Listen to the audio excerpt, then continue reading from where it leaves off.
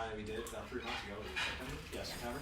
Some of you were there, and it was really a wonderful experience. People learned a lot. She's really an expert, truly an expert in cash flow real estate, flipping houses, portfolio lending.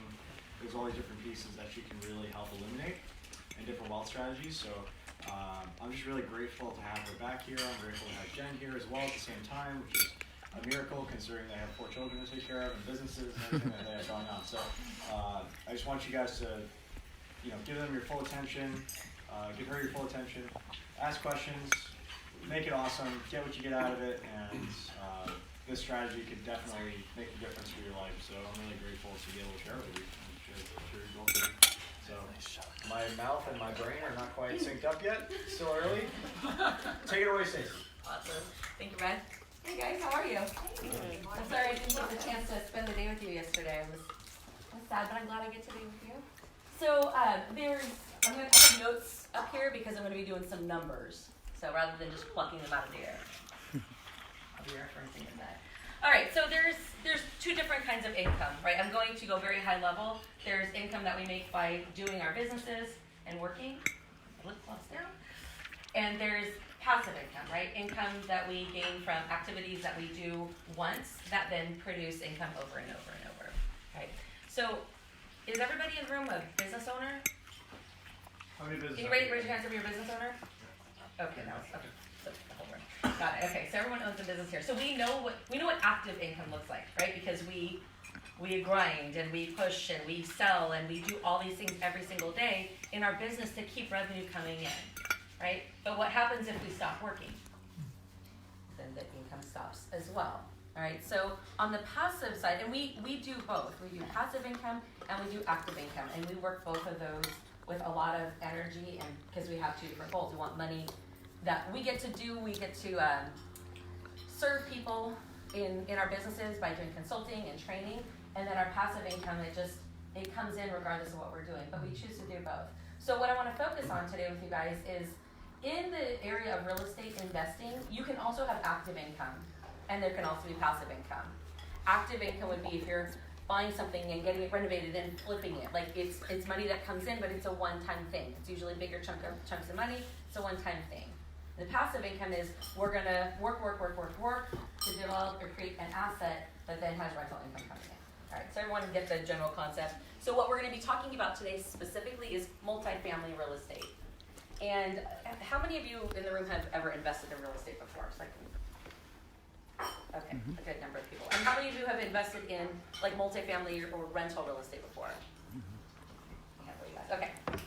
So what I'm going to do, my goal for today is just to lay down a foundation to educate you guys about, one, what is possible, so that when you get to the point where you're wanting to bring in a passive income stream that supplements your business or eventually replaces your need to be so active in your business, you'll know what you need to be looking at.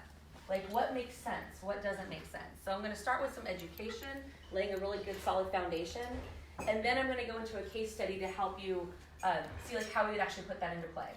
Does that sound like a plan? Yes. You guys good? Yes. All right, so this is going to be like a little interactive because it's not like TV. So if I say something, I want you guys to say something back. I'm sorry, I just came out of meditation. I'm gonna have to like raise it up. Let's do it. Gotta raise the vibration. Raise the vibration. All right.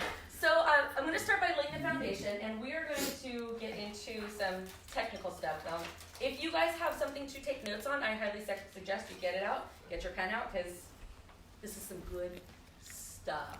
Are we cussing at this Mastermind? No. Yeah. Fuck yeah, we are. This is some good shit. Oh, but we're live on. Fuck Sorry yeah, guys, we we are. good stuff. Fuck yeah, we are. All right. Oops. Okay. It's just really fun to cuss once in a while. I just get excited about it. I know it's ridiculous. Okay, so there are certain things that you're going to want to know in rental real estate. One is something called net operating income.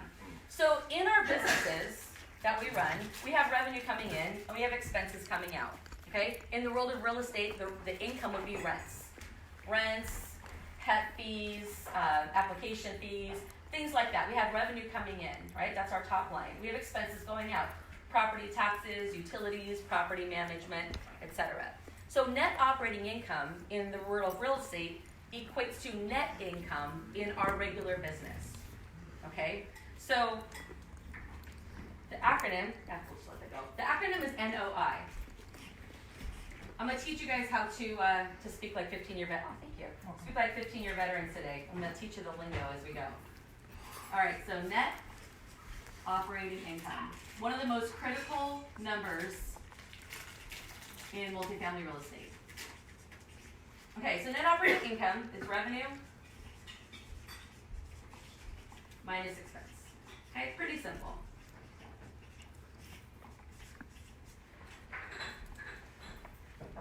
So net operating income is what drives the value of a building. So if I can take a property that is whatever number of units, 10 units, 30 units, 50 units, and if I can increase this number right here, I directly impact the value of the building. All right, and this will come into play a little bit later, because after just teaching you the basics of this, I'm going to teach you how to put a 10 on it, all right, by doing something called a value play or a management turnaround. So net operating income, just revenue minus expenses. Is net operating income the same as what we take home at the end of the month? So if I have revenue coming in, I have expenses going out, what's one other thing that we still have to pay out? Or we may or may not. What's that? Tax. Not tax. Insurance? Not insurance. So taxes and insurance will be part of expenses. So you're correct in both of those, What about but like they're the here. administrative costs? Mortgage. Administrative costs here? Mortgage. Who said mortgage? Mortgage. Oh, I'm like, I keep hearing it over there. You still see your lips moving at the same time. Mortgage. Okay, in the world of multifamily, we call that debt service. But in our personal lives, it's our mortgage. So net operating income is how the building performs regardless of how it's financed. Because you might pay all cash for the building. You might get a loan that's 80% of what you're buying it for. You might get a loan for only 50%, right? So that's one thing that changes depending on the person and how it's being financed. So the value of a building has nothing to do with the mortgage. So that's why it's separated out. Net operating income is just how the building performs, right? Because some people will pay cash, some people will get a mortgage. So cash flow, which is really what we're interested in when it comes down to it, cash flow is your net operating income. Remember, said everything starts with NOI minus debt service. Okay, debt service, which is your mortgage payments. That's your principal and interest.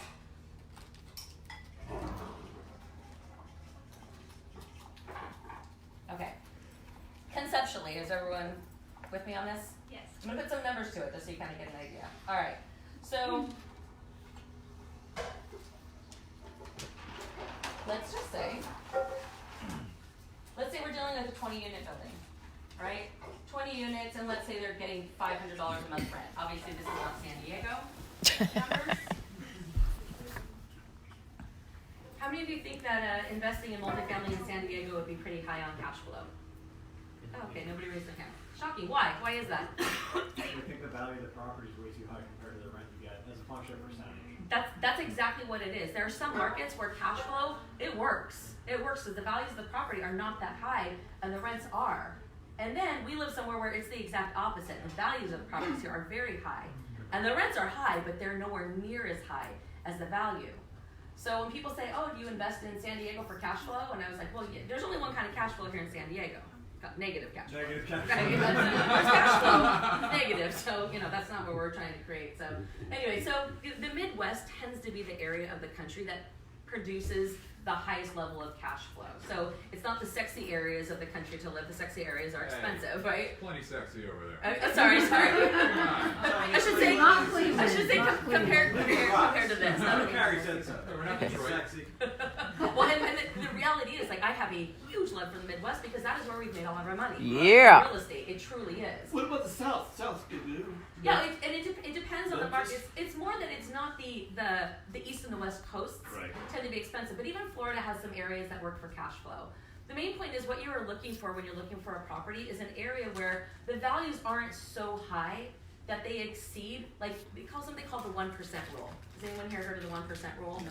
Okay, so for those who haven't, the 1% rule is whatever the property value is, what you're paying for the property, the rents should be 1% of that, for example.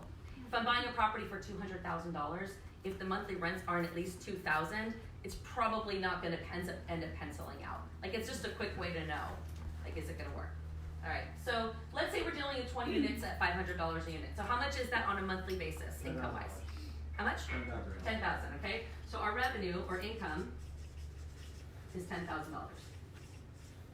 All right, and let's say that our expenses are $4,000, okay? So what is our net operating income or NOI? 6,000. $6,000. Okay, so that's NOI. That is what is going to drive the value to the market if someone's looking to buy. They're interested in this number right here, okay? So cash flow, let's say, oh actually, sorry, this is on a monthly basis. Everything in multifamily is done on an annual basis. Okay, so nobody talks about anything on a monthly basis, although we are always looking at things on a monthly basis. I never have an outside conversation with anyone that is anything other than annual, nor am I analyzing a deal based on anything other than annual. All right, so if we're gonna analyze this, so we're multiplying it by 12, what's our annual NOI?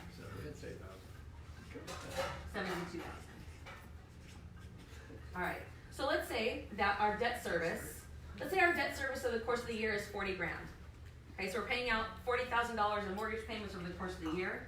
So what's my cash flow? 32,000, right? Boom. All right. That means at the end of the year, so this is all revenue minus all expenses, maintenance, utilities, property management, property taxes, administrative, eviction costs, advertising, everything.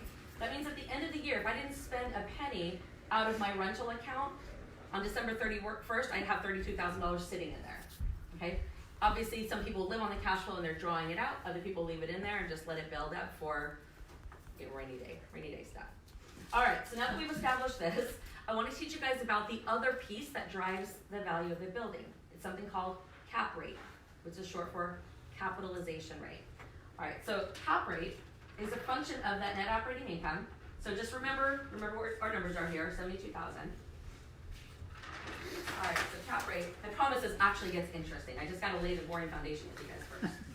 It's not boring to me, but I know it's probably boring on the receiving end. But don't worry, it gets amazing. All right, so cap rate is going to be our NOI divided by our purchase price. All right, so what did we just say our NOI was in this example? 72,000.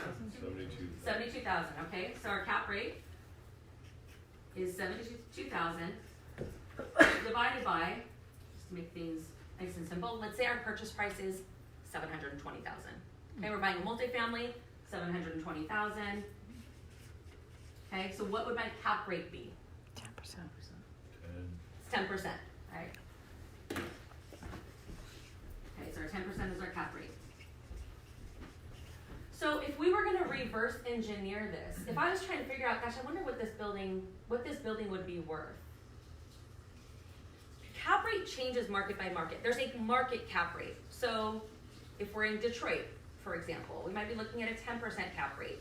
If we're in San Diego, it's probably more like 4 to 5, like it's really low. So let's just say, I'm gonna use 10% just because the math is so much easier and conceptually, it's easier for you guys to pick up on it. So we'll start here. Let's say that I had a building that produced $50,000 a year NOI, and the market cap rate was 10%.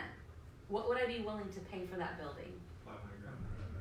500,000. Okay, so it's a cap rate is a nice, easy way to quickly see what the value of a building is, so that you can determine whether it makes sense to pay what the seller is asking. All right, so let's say we'll use another one. Let's say that it's NOI 35,000. So we're taking the NOI and we're dividing it by the cap rate. Let's say 10%. So what would the value of this property be worth? 350,000. Is this a new example, or are we still using a 32,000? No, this is just, I'm just giving you a completely different example, just to show you reverse engineering. Cool, thanks. Thank you for asking that. Sorry if I got confusing there. Okay, so the value would be 350,000. So what if the seller was asking $600,000 for this building? How much time are you going to spend, like, Light it on fire. jumping into the light it on fire? You're not going to jump into the analysis on it because they are asking way too much. Okay, so understanding how, because they'll tell you the net operating income. When you start looking at deals, they'll tell you, well, here's the revenue expenses, or in the advertising, they'll at least tell you the net operating income. So once you know that number and you know generally what the market cap rate is, which you would just do through doing some research, talking to brokers, you can very quickly analyze and identify whether there's a property that makes any sense for you to go spend time on. Because the analysis takes your time. So you want a quick way to be able to say, yes, no, I'm interested, I'm not interested. Can I add to your thought? Absolutely. A rule of thumb that I have found is a unrealistic seller will have a value of twice what it's worth. Okay, it's like I can go anywhere in the world, and if they're not a realistic seller, they're asking exactly twice what it's worth. Okay, so you just know. Now you can still make an offer at what it's worth and test the water, because you never know when there's going to be a divorce, when there's going to be a partnership dissolution, when they got adverse judgment on a lawsuit. I mean, things change in the world, and everybody hopes that their property, by magic of them owning it, is worth twice what it's worth. I mean, we all do this with our residents. We say, well, because it's such a wonderful location, it's worth $2 million, and every single comp in your neighborhood is $1 million. So that's when you know you're either working on it or not working on it. But the other thing is, of course, when there's a realistic seller, he's right on the line, and you go, yeah, okay, I want to spend time with this. That's exactly right. That's a great example. You're right. And when you look at something, you're like, what on earth? One, they're either not motivated, or they're just completely unrealistic. But when you're making a purchase of multifamily real estate, it's not about, oh, I have this great view. You're going to make a different decision when it's your personal residence than you are. I have a great example of this, by the way. There's a shitty triplex literally next door to this house that's been on the market since 6 months ago. It started at 2.8 million. They're down to 1.55, and they're dropping like a fly. Like, it's like crazy. It's exactly what Daniel said. Like, And that's, of course, following the market down, which as a seller is not a good place to be, because your first opportunity is when everybody's really excited, and then it becomes a white elephant, and as it becomes a white elephant, people go, okay, the guy's unrealistic. What else is he unrealistic on? And you just, it's a bad maybe, but there's a sweet spot, and finding that sweet spot is where so money's. if somebody wants to make an offer on an Ocean View teardown next door to me, we could be neighbors, and I can help you build. I'm being serious. There's a lot of money in this room and serious deal makers. Seriously, let's all get that house. Yeah, Let's do it. Take a look at it, because it's it's got 3 ship shacks. Let's build an equity group right here. I can build it. You need a I know house to you host can. Mastermind. You doing it? Right. More space for breathwork, people. Right. What's the price on it? We should totally do that, Chuck. Right, literally right there. Actually, For you. Yeah. you go take It's a- field it's trip a- and look at it. It's $1 billion idea, Chuck. We need to do it. Let's do the math. It should be 1.55. Hey, let's calculate an offer for this Yeah. property, babe. 15 grand a month That's out a of there? great question. Can you get 15 grand in rent for those 3 units? You probably could. You But could. at their current condition, are they actually rentable? Yeah. So it would be the total, right? That's a great question, and that was a really good question. Could we get 15,000? Probably 5,000 each. I don't know if it has this kind of view. Fucking let's do this. Maybe, It's but all- you probably have money you got to put into it. I'm guessing. And it's really good, because that's another one that people forget. They go, oh, $1.5 million, that's great. And Plus it's the 600,000 you got to put into it. $500,000 to fix up, because it needs a new roof, new plumbing, new electrical. It's a total teardown. And so now you're at $2 Or, million. yeah. Now But you it's can not you right. get question. If you 20,000, make it a so total not teardown, 5,000 a unit, but and now 7,000 a it's unit. 6 units. If it's multi, I don't know what. Yeah, it just depends how zoned. You gotta look at Yeah. that piece. We should just scrape it. I think it's Scrape it and probably use a, Chris to teardown. rebuild it. We got everything we need in one room. San Diego construction prices are expensive. It's not really a rental area, right? This is not really a rental area. It's more of a you buy and you own it. So you probably see the highest value, but that is how you would analyze it. Yeah. Well, initially. All right. That's a real example. Yeah, no, that's very interesting. All right, so a couple other quick numbers before we jump into the case study. There's also something called debt service coverage ratio, which is, so most people when you're buying multifamily real estate, you're gonna leverage that by getting a loan, by getting a bank loan, right? Lenders want to make sure that the property is performing at a level where you can cover the mortgage payment easily, plus some, Okay, so that's where debt service coverage ratio comes in. So let's just say that, let's say that a requirement from a lender is that you have a 1.3. 1.3, it's DSCR. DSCR is debt service coverage ratio. This is something that somehow I managed to go for several years without realizing that this was a thing.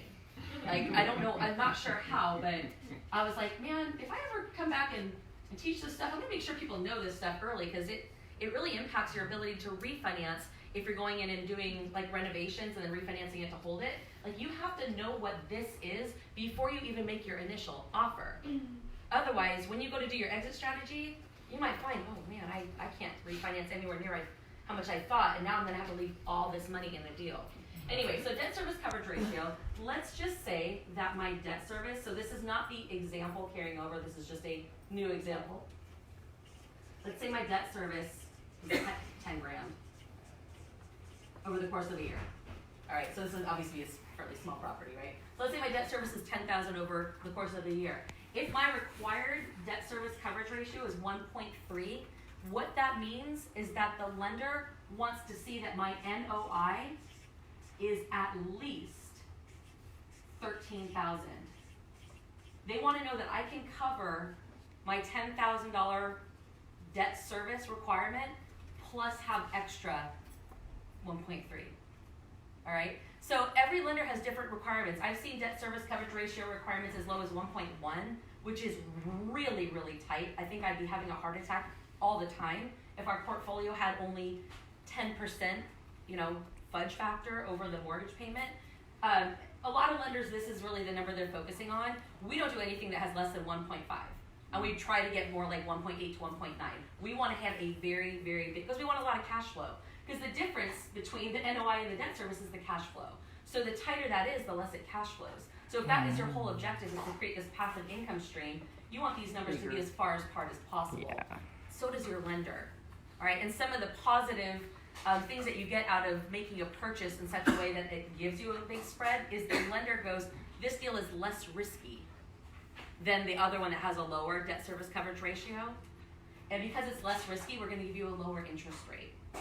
So I know from last night, Jennifer told me she told you guys a story about our whole portfolio thing. And when we refinanced it, we had a very high debt service coverage ratio. So we ended up getting an interest rate almost an entire 1% lower than what we had originally thought. What was it? Because of that. Our DSCR? No, what was your interest rate? The interest rate was 6. And I know that might sound high for regular things, but for portfolio, for commercial, for everything being where it was, everything we were quoted was 7 to 8 through hard money, through all the portfolio lenders. And when we ended up getting it, because we had a high debt service coverage ratio, it was 6. So we ended up getting a lot more cash flow than we had even planned. But anyway, all right, so that's debt service coverage ratio. And then the last one I wanted to teach you guys real quick, laying the foundation, is cash on cash. All right, everyone know what cash on cash return is? When you're making a decision in your business about, how much money am I gonna make if I make this investment, whether it's marketing, advertising, hiring a consultant, whatever it is, you're gonna put out some certain amount of money. Well, you have the expectation that the amount that comes back is significantly higher than that, right? And how you identify whether it's worth it to make that investment is based on the cash on cash return. All right, so in multifamily real estate, we use cash on cash return throughout our, when Jennifer and I are making a decision about whether to do some kind of upgrade on one of our properties, there's certain things you don't have a choice, right? Roof, you gotta do it. There's certain things that you don't have a choice, but there are other things that are considered like an upgrade. Like, are we gonna do granite countertops? Are we gonna do like a brand new HVAC system? Like, what are we gonna do? And our decision is really driven by how much of a return are we gonna make. Okay, so not on the required ones, but if I'm going to do an upgrade that's gonna cost me $5,000, how much am I gonna end up bringing in over the course of time as a result of that? Okay, so we use this throughout our deal, but just for the purchase part, let's just say for cash on cash return, going back to that example, let's say our cash flow was $32,000, right, from our example. So we have cash flow of $32,000 a year. Right, at the end of the year, this is how much is left in our bank after paying all of our expenses. All right, and let's just say that our down payment, so if we were buying the building for $720,000, all right, let's say our down payment was 20% plus we had another, I just threw in, let's say $26,000 for other costs, appraisals and fees. All right, so let's just say we're gonna go $170 on our $170,000 on our cash investment, our down payment and other costs.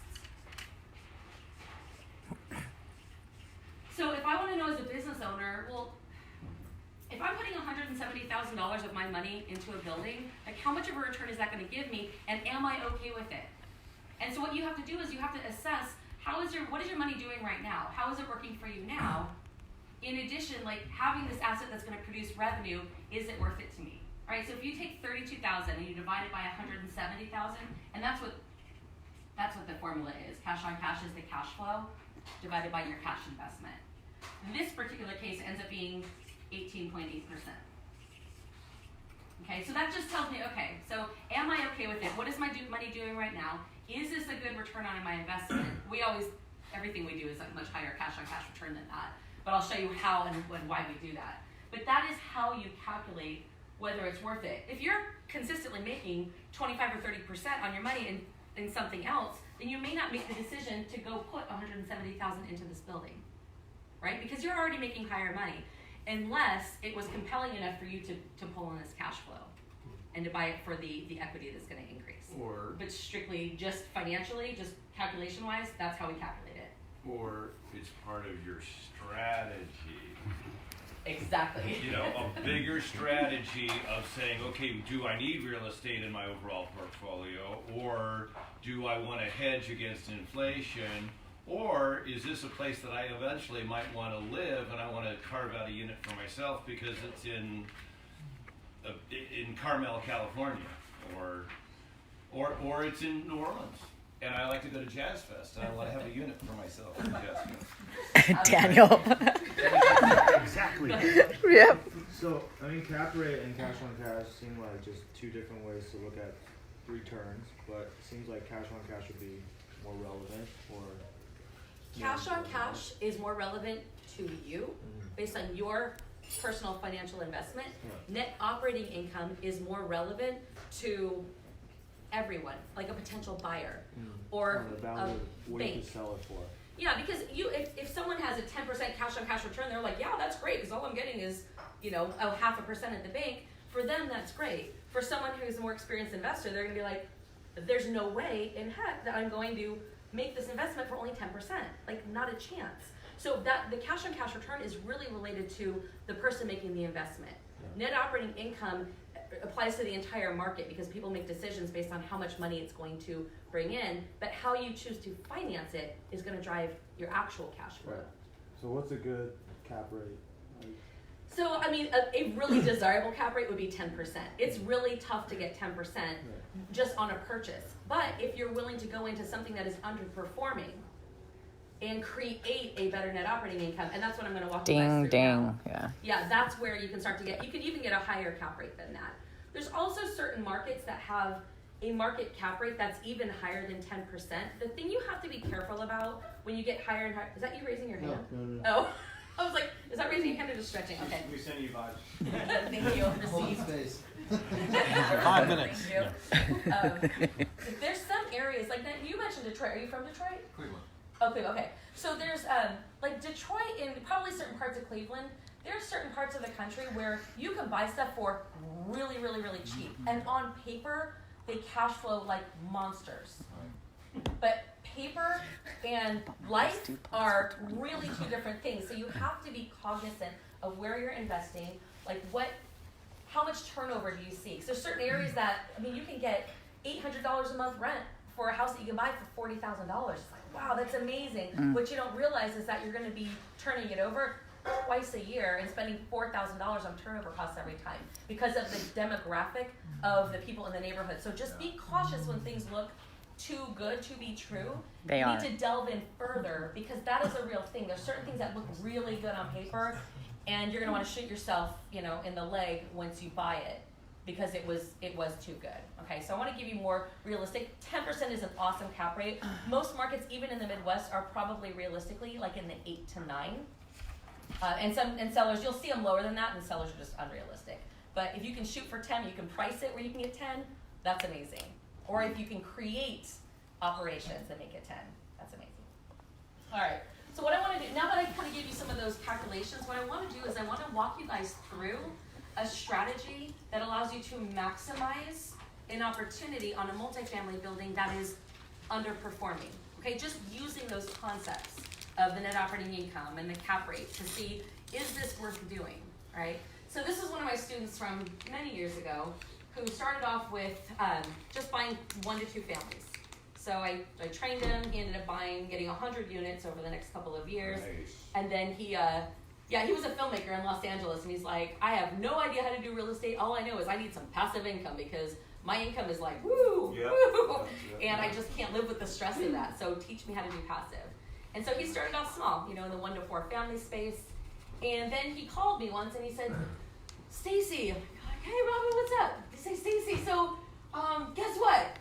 I bought a 26-unit building, and I was like, dude, right on. Like, we were you to jump up to the next level. He goes, yeah, I have no idea what I'm doing. You should have called me before you bought it, but that's cool. So I'm going to all the numbers. If you knew Robin, Robin's awesome. Yeah.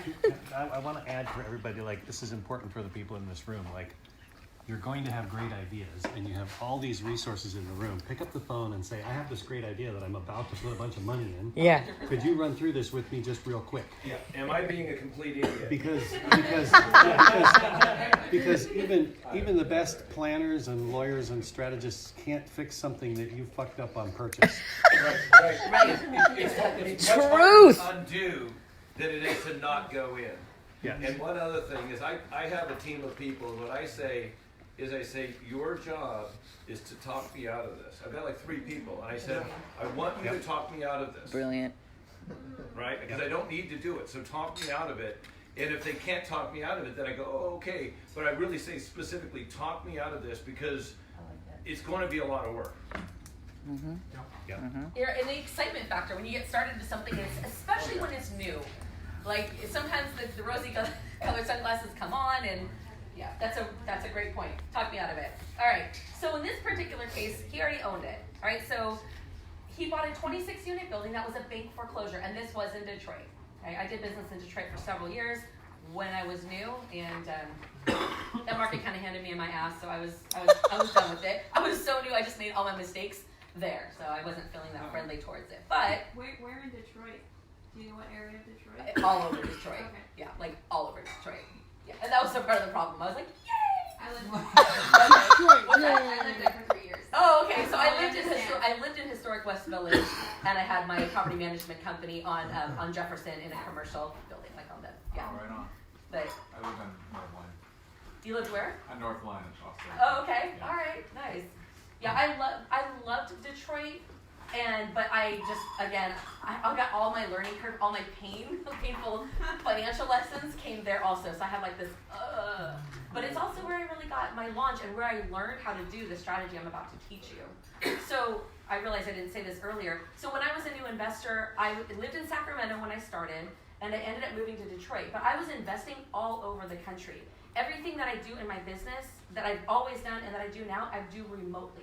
So everything is about creating systems and leading teams from wherever my body is, which means I don't have to be anywhere. I can be here, I can be in the Bahamas, I can be in Italy, I can be in my bathtub. It doesn't matter where my physical body is. My business runs regardless because I run my teams remotely. And that's a skill you have to learn if you want to live in one place and invest somewhere else. If you live in Cleveland, that's great. You actually are one of the few people who you could invest where you live because the numbers do make sense there, but they don't make sense here, right? So you have to be able to go somewhere else without physically going there. Have you ever stepped foot in one of our houses? I've never stepped foot in any of our properties. Yeah. No. Me either. Yeah. I gotta see pictures. What I see is on the 1st through the 3rd of the month, what I see on my phone is, oh, Venmo, oh, PayPal, oh, Chase Pay, oh, Zelle. Checks and Venmos. Do anyone here see The Secret? Yeah?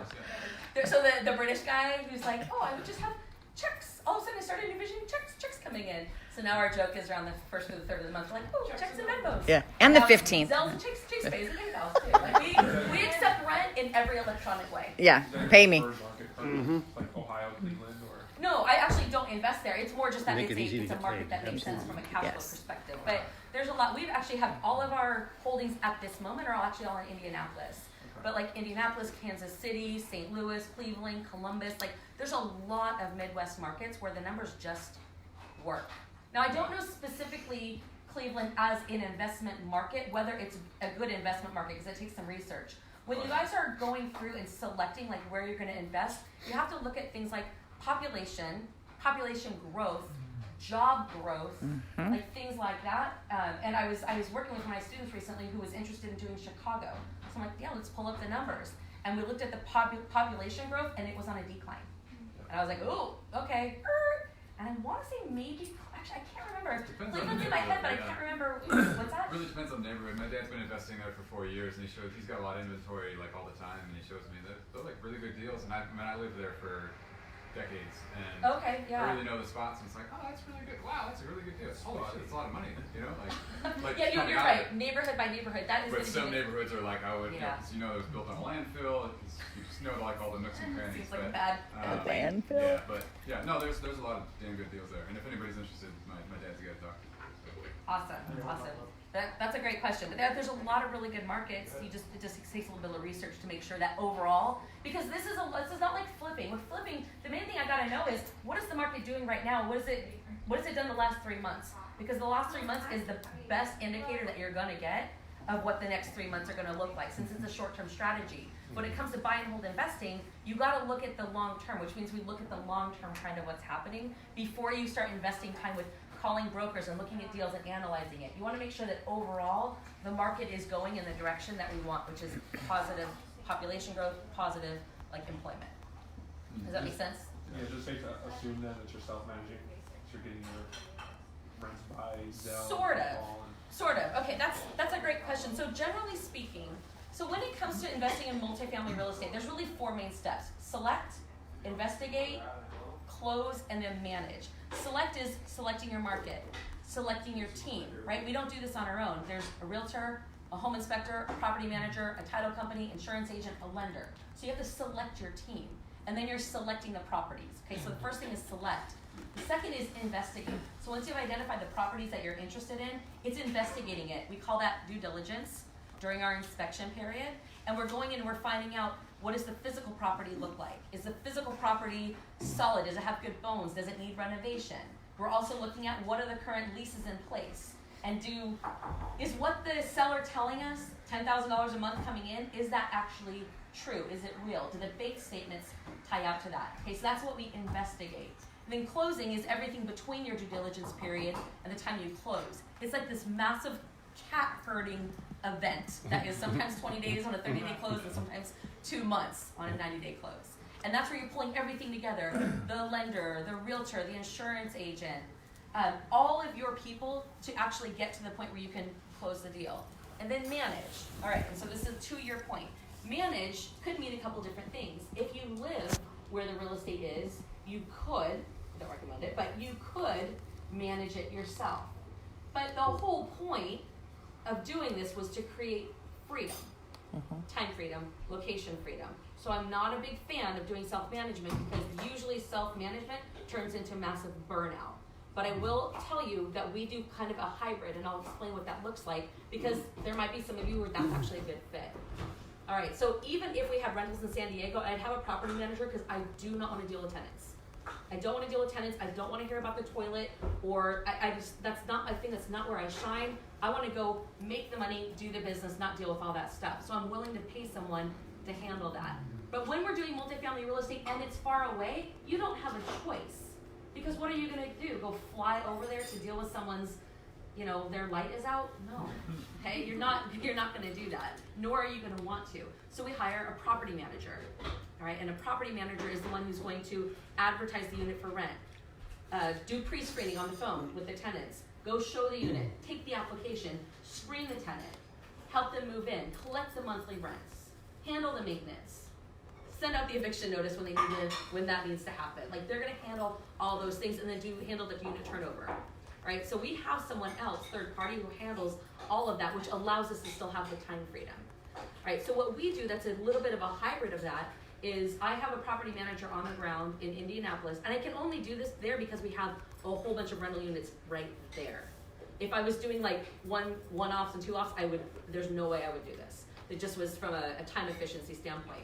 So we have a property manager on the ground who handles all of the, taking the calls from the tenants so I do the online advertising because I can do that from my computer, right? And anyone who says I'm interested, I just forward them to her. So she's the one talking to the tenants, pre-screening them, showing the unit, taking the application, screening. I review every application before I approve. And that is something a regular property manager generally wouldn't allow me to do because they want to make sure of fair housing. But I'm like, no, I'm going to look at who it is and I'm going to point out if there's anything that's a red flag so my property manager can dig in further. All right, and then she's going to move them in and she's going to handle all maintenance calls. And she will tell them, this is where you send your rent. You can pay Venmo, Zelle, Chase Pay, PayPal. Like she gives them all the things. So we do get the rents directly and I do keep track of that. And I just inform her. Like last night I was like, hey, everything has come in except for, 1025 tuxedo. And then she sends them a quick little text message. So it's a little bit of self-managed, but only a little bit because I don't deal with any of the tenant stuff. That's a great. It really is because I get to deal with the stuff that I like. Just the money coming in. Yeah. Checks and Venmo. I like the Checks and Venmos, baby. Because property managers that I've dealt with, they might not pay out till like the 10th or the 15th, and I'm like, okay, there's no reason for that money to sit. Like, give them my money. Well, Give him my money. Yeah. It doesn't benefit you. Right. Exactly. Can I add one word to what you're saying? Brilliant. I love Daniel. Just love him. So that is kind of a combination thing. Now I don't know that most general property managers. I happen to find someone who's like an independent, who's willing to get experience and willing to do all that legwork. That's not a typical thing that I've seen in the market, but it's worked really well for us. And instead of paying 10%, which is what we would pay any of the managers there, we pay 6%. So I save a little bit of money. We have money coming in right away. I just inform her if something's late. She checks with us if there's a maintenance thing, but I'm never getting a phone call about it. All right, so that's a combination. All right. Okay, so are you guys ready to go through a case study on how to take an underperforming apartment building? Yes. Yeah. Yes. All right. Let's do it. Okay, so back to Robin. Okay, I bought a 26 unit. I don't know what I'm doing. I'm stressed out to death. Stacy, help me. Okay. All right, Robin, I'll help you. Let's do this. All right, like how much did you pay for it? All right, so the purchase price was $210,000.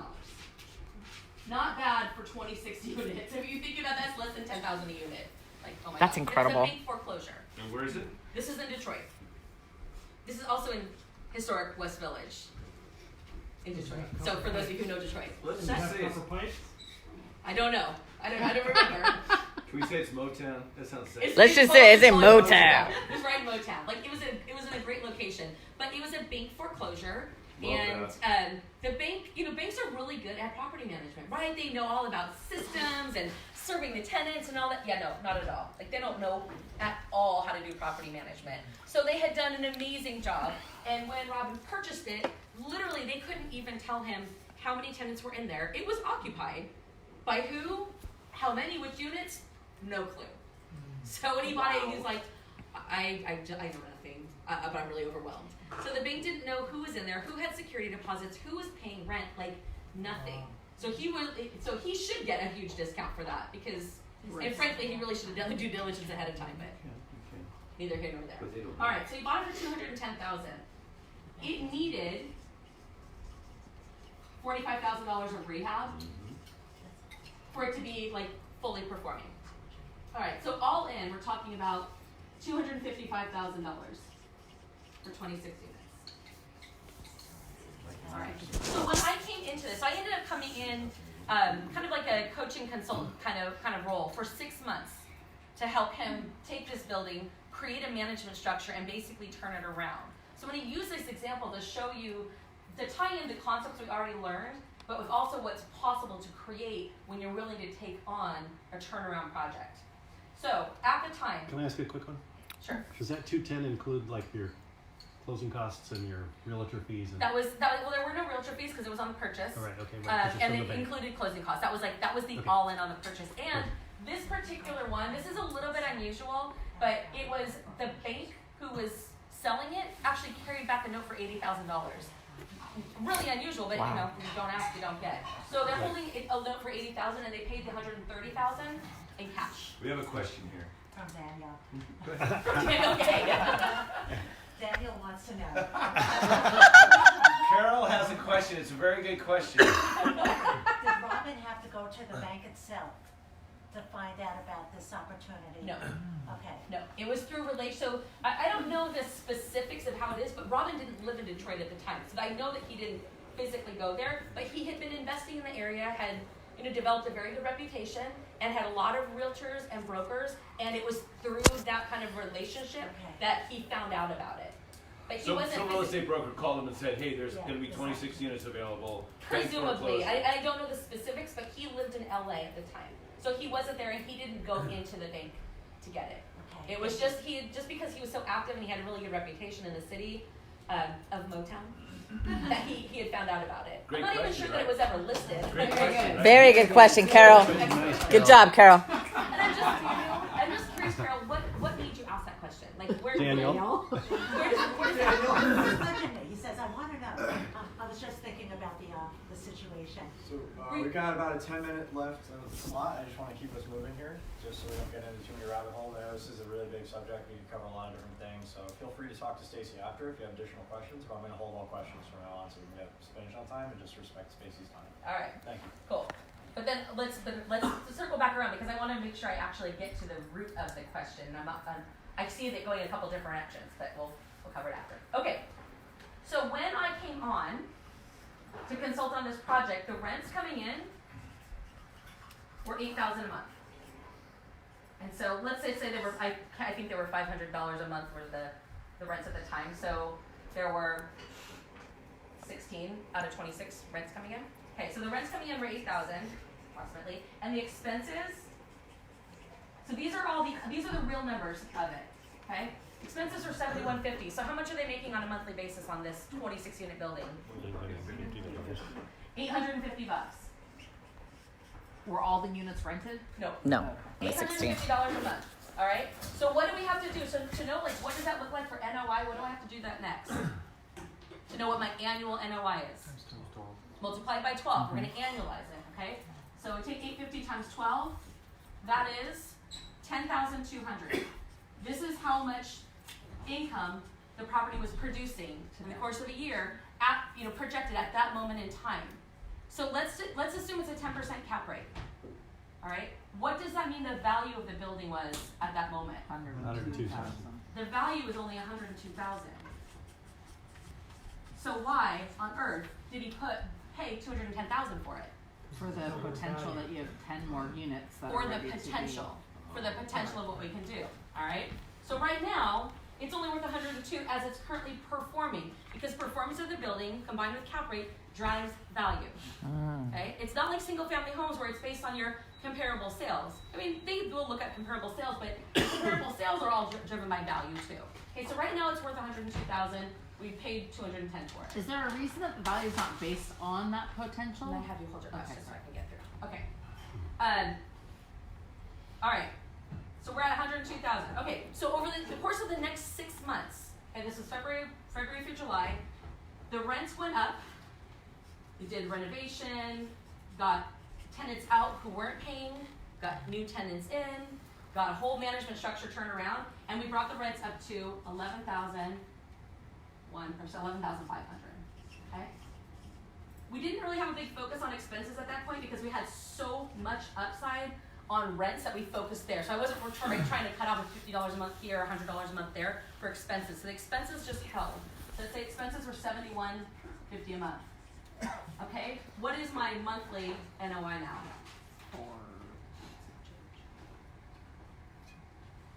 4350. 1,350. Am I ready? Where's my head? Oh.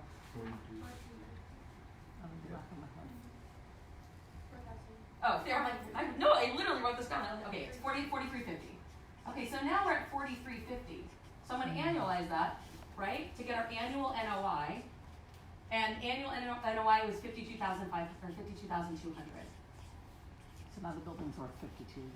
Yeah, so if we have an NOI of 52,200, this is in 6 months. Just literally getting the unpaying tenants out, renovating it, and getting new tenants in. Like just doing a normal management turnaround. So at a 10% cap rate, what's our property worth now? 522,000. Boom. 522,000. Okay, that's the new value. Wow. 6 months later, the income had gone up to 13,000. Okay, so like we just continued incrementally to work on that, so that continued to increase the value of the building. What was our all in? Does anyone remember? 255,000. So just after the first 6 months, I don't think I did the math on that, but we increased the value by whatever 522 minus 2. Yeah, $275,000 in 6 months. He ended up selling this building. So in the meantime, he's making $52,000 a year. That ended up jumping up to more like $60,000 a year. He held it for 4 years, and then he ended up selling it for $750,000. He sold it for $750,000 because they had increased and improved the performance of the building to the point, they probably sold it at a little bit lower cap rate, but let's just say that to make it easy, they increased the NOI over the course of time because as the whole building was now turned around, they could continue to do upgrades and the rents went up. The rents went up, it increased the net operating income, and that is what happens. Over time, your rents do go up, right? It's just a natural thing, and it increased the value of the building so that when they went to sell it, if they had a net operating income of now $75,000 at a 10% cap rate, it had a new value of $750,000. And their all-in was $255,000, and they enjoyed $50,000 to $70,000 of cash flow for the 4 years that they had it. Okay, that is the value of taking a property that is underperforming and doing a management turnaround. Flipping apartments. What's that? Flipping apartments. Flipping apartments. Yeah. And all of this is what I learned when I owned a property management company. I owned a property management company in Detroit. My clients would come in and buy properties that were 20 to 50 units because it was so cheap. They're always from California. They're like, I mean, how could I go wrong? Babe, say hi to James Malinchuk. He just got on. James! Sorry. Hi, James. Okay. James is like my coach has been my coach for many years. My marketing coach. I love that guy. All right. Anyway, and he's the one who came up with the name, how to make it big, flipping apartments using none of your own money. So and here we are. James, if you're there, you're amazing. All right. Anyway, but I learned how to do this just because my clients would buy these dilapidated buildings that they didn't know what they were buying. So this was like long after I had even sold my property management company that Robin came. But the way I learned to do this was out of sheer necessity. Like, oh, hey, I want you to manage this property. Here it is. It's 45 units. Oh, you need a rent roll? Well, it's a rent roll. Like it was, they had no idea what they were doing, but it was so cheap there. So by going in and having to literally go into building after building and figure out what was there, what was possible, and putting systems into place to methodically get them turned around, we can massively increase the performance of the building, which then also drove the value. So at no time am I ever flying out or driving out or doing anything physically with this. This process is done through creating systems and having meetings either twice a week or once a week, depending on how chaotic things are, with my management team to instruct them, to get feedback and make decisions and then lead them. So all of this can be done from wherever you are. It's time consuming. It's more time consuming than buying something that's just already performing. But I mean, at the end of the day, you're going to make $500,000 on a building, from your laptop, not spending a lot of time and having cash flow for 4 years in between. Is it worth it to you? It's also fine. Just put down your down payment and get your cash flow coming in. That takes the least amount of time. You make the least amount of money. If you're willing to learn how to do it and actually conduct the turnaround, there's a lot of money to be made in doing multifamily turnarounds. So, was that helpful to you guys? Very. There's a lot of information to throw in there. Like we'll take a little hour, but right on. All right, good deal. Are we? Keep going until Lauren gets here. I guess. Keep here in a minute. Okay, so I'll just questions. Any questions? Why is the value not based on assuming all of the units are full? I mean, if you buy it, because it's not. Why would I pay $750,000 for your POS building that you've operated into the ground? Okay. It's just kind of like with a single family home. I'm not going to go pay $700,000 for a house. That's after renovated value. I'm not going to pay $750,000 for that house when it's a total shit fixer. fair That's enough. why. Okay. The reason I get the value is because I created the value. Right. Because now it's an asset that someone who doesn't want to do all of this can just be like, well, here's my down payment. I just want to have the cash flow. So we created that value. It's just like with Freshly Folded, right? You're going to build this asset that has all these incredible systems. All the people are trained, everything. It's like, here you go. Here's your performing business. It's already done. It's making $10 million a year. That's way more valuable than you saying, oh, but look at the potential. Right. So a really good way to look at this is the same way we look at business. Is like, you want to make more money, add more value. Yep.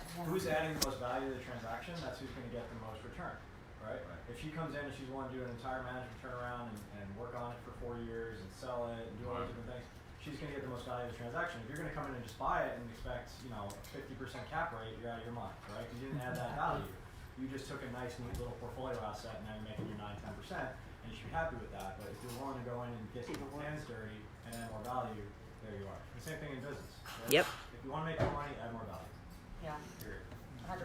And the big thing, like when you're evaluating what your activities are going to be and what you want to do, it's looking at what time when that you have, what time are you willing to set aside to build something bigger. That the main part, like our biggest gain in that came just in the first 6 months. Just in the first 6 months, and then it was just the ongoing, continuing to put the systems in place and just lead the management team. Again, there's no more time for the investor, or Robin, or for me to do anything past that first 6 months. So it was a big investment in the beginning. It's just the same thing. When you guys are learning any new skill, think about the business you have right now.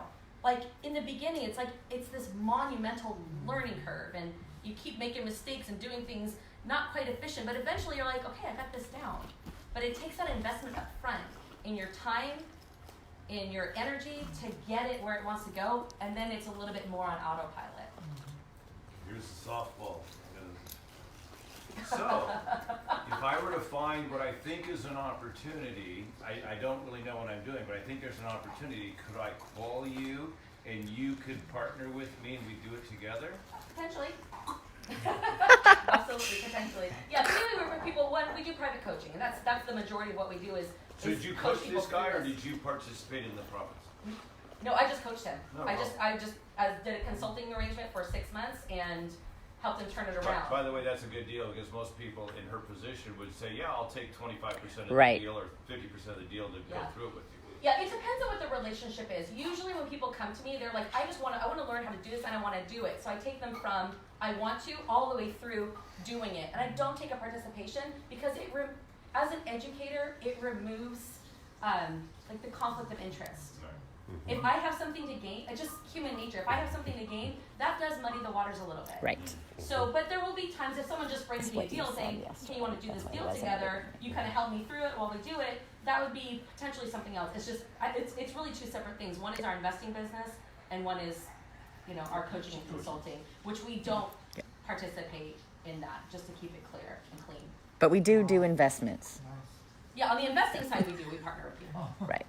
When we're not coaching. Muddies in the water. I don't have the experience in the real estate industry to experience this, but sometimes I do like profit alignment with consulting rather than flat fees. Sure. Because I do believe that's more aligned. How do you see it being more muddy? So, it depends on what the original conversation is. If someone's coming to me and they're like, I want to learn how to do this, then they're paying you a fee. Yeah, right. I get paid exactly. I get paid like a coaching or consulting fee to be arm's length, and I'm 100% educating them along the way. If I'm doing it with them, and there's nothing wrong with doing it. People do it a different way. For me, as an educator, it allows me to be. It's a cleaner cut thing. If I'm doing it with you, I'm probably just going to take over and just do it. Well, then you didn't really learn. It doesn't help you on the next one. Because when I coach someone through it, once they learn how to do it, it's a system. It is just a system that is replicable. You just do it the same way every single time. Teach you how to fish. I tend to just take over and do it because I already know how to do it, and it's way too time consuming for me to sit down and teach you all the things. Does that make sense? So even though I might want to teach you everything, I don't have time for that because we got to get this deal done. And so the person who's partnering, they'll get the financial benefit of us partnering on a deal, but they don't get the benefit of the knowledge that is what's going to serve them in the future. That's why to me it's just two separate things. Someone who wants to learn it because they want to do it and do it over and over, that is something very different than someone who just wants to come in and partner. When I partner, I'm bringing everything. I'm bringing all my knowledge. I'm not trying to teach you. I'm just doing it. Right. And you might learn as you go. You'll learn like the little bit of pieces, but when you're learning it, it's different. So it depends on what the person is, what they're looking for. You're teaching people to fish for themselves. Ah. But if somebody says, She's a hey, model take, maker. if somebody says, She is. somebody says, take the pole and bring the fish in, you're going to do that. They're going to watch and go, oh, I saw how you did that, but they really didn't. You know, there's You gotta land the fish. 150 little Yeah. details. Yeah. Exactly. There's 150,000 little details in there that I don't even know what I know anymore sometimes. When I'm in the deal, it's subconsciously, you just know and you just do things. And so from an education standpoint, it would never serve them because they'll never pick up on all of the things because I'm not stopping, because in order for them to do the deal, I don't have the conversation with the realtor, with the broker. I teach them, here's the conversation to have, and I might be on the phone listening so I can teach them what they said or didn't say or what the tonality of the broker meant. But if I'm doing the deal, I'm like, you can listen on the call, but I'm going to talk to them. They're not going to understand half of what was said, the innuendos, the tone, why I answered a certain way, and I'm not going to take the time to explain all that because I'm not in education mode. So, but every business is different, right? And if we go into a consulting arrangement, like when we work with Liz and her business, it is here's what we need to do, here's what you need to do, and here's how to do it. Go do it and we review it. But if we were like partnering, like, hey, we're gonna get X percentage of this business, we'd probably just be like, okay, I'd cool, live this is what there. we're doing, just so you know, and we would just go do it. And she would never learn it. Yeah, when you sell it for 10 million, I get one. It'd be different. Yeah, it's just different, and not that one's right or wrong. Just from an education standpoint, they get way more out of it if they want to by being educated, not just partnering. But you know, we do both. It just depends on the situation. So how much of a rock star is Stacy? She's amazing. So Oren is going to be here any minute. He just texted me, and